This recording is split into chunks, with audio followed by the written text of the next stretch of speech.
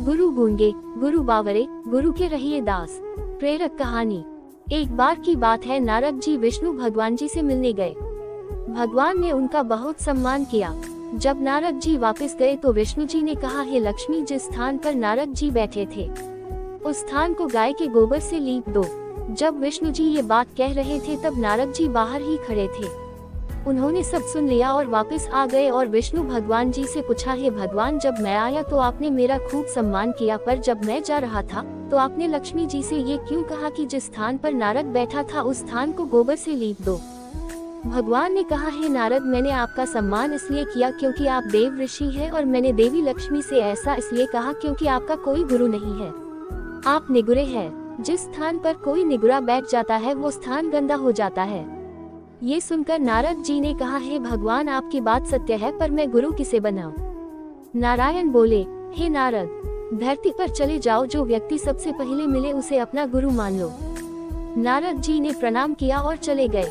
जब नारद जी धरती पर आए तो उन्हें सबसे पहले एक मछली पकड़ने वाला एक मछुआरा मिला। नारद जी वापस नारायण के पास चले गए और कहा, महाराज, वो मछुआरा तो कुछ भी नहीं जानता, मैं उसे गुरु कैसे मान सकता हूँ? ये सुनकर भगवान ने कहा, नारद जी, अपना प्रण पूरा करो। नारद जी वापस आए और उस मछुआरे से कहा, मेरे गुरु बन जाओ। पहले तो मछुआरा नहीं माना, बाद में बहुत मनाने से मान गया। मछुआरे को राजी करने के बाद नारद जी लौटकर भगवान के पास गए और कहा, हे भगवान, मेरे गुरुजी को तो कुछ भी नहीं आता, वे मुझे क्या सिखाएंगे? ये सुनकर विष्णु जी को क्रोध आ गया और उन्होंने कहा, हे नारद, गुरु निंदा करते हो, जाओ, मैं आपको श्राप देता हूँ कि आपको 84 लाख योनियों में घूमना पड़ेगा। ये सुनकर नारद जी ने दोनों हाथ जोड़कर कहा, हे भगवान, इस श्राप से बचने का उपाय भी बता दीजिए। भगवान नारायण ने कहा, इसका उपाय जाकर अपने गुरुदेव से पूछो। नारद जी ने सारी बात जाकर गुरुदेव को बताई।